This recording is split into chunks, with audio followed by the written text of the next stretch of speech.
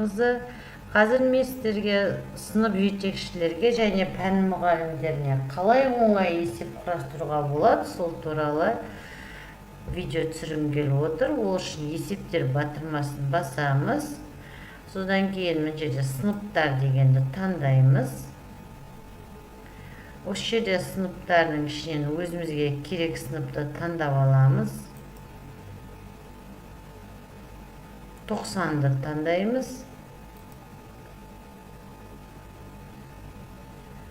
Есепті құрастыру батырмасын басамыз.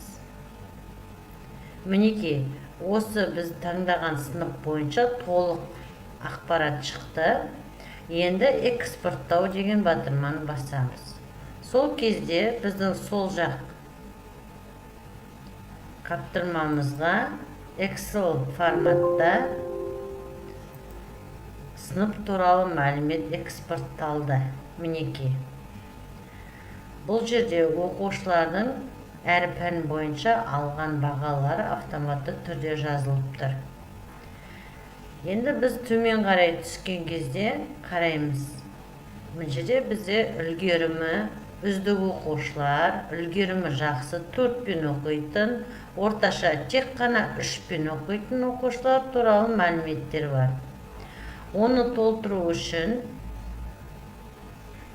бізде неше үздік оқушы бар екенін қараймыз.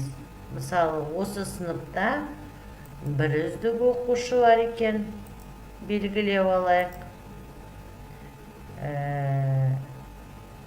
2 үздік оқушы бар екен,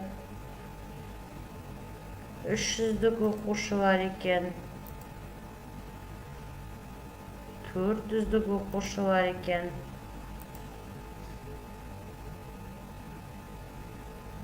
5 үздік оқушы бар екен,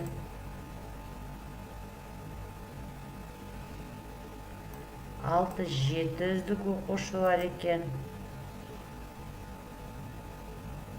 7 үздік оқушы бар екен. Мінекей, енді осы оқушылардан 7 үздік оқушыны мына жерге жазуымыз керек. Үздіктер саны 7. Енді аты жөні деген жерге осы оқушыларды копировать етіп алып келеміз. Ол үшін үстіне 2 рет басамыз да копировать деген батырманы басамыз. Мына жерге әкеліп вставить батырмасын басамыз. Егер де шықпайтын болса, онда мына жерге вставить етеміз. Сонда мына жерге шығады. Қарай көтереміз, сол кезде түгіл шығады. Енді бізге мына жерге 7 оқушы әкелу керек. Бізде қазір 1 оқушы.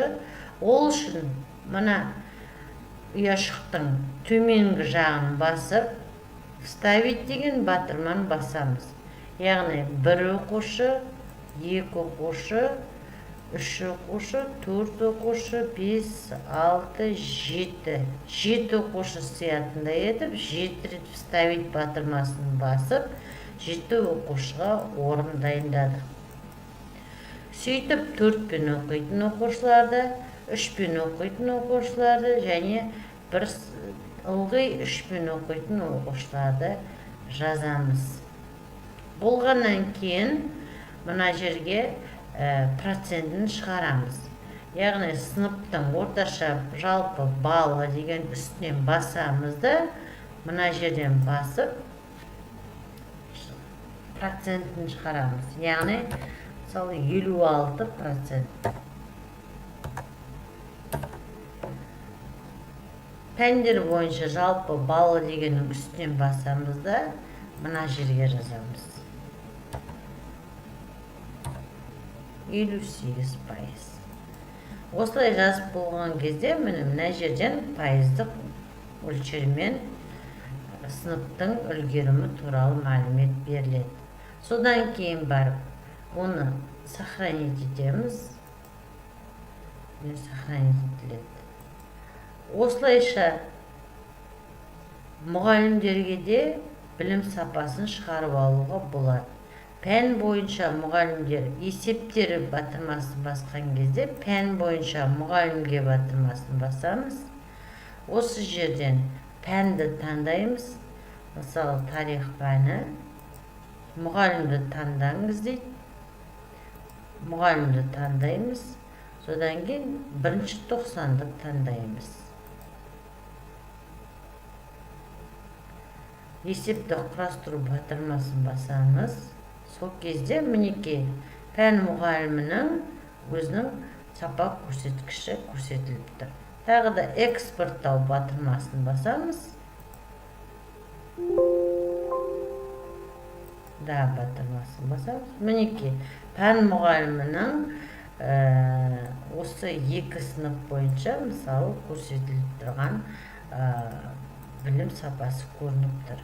Енді барлығын қосу үшін осы оқушылардың санын бір ұяшыққа төмен аламыз да, мына жерде автосумма батырмасын басамыз. Сол кезде мінекей осылай да шығарып алуға болады.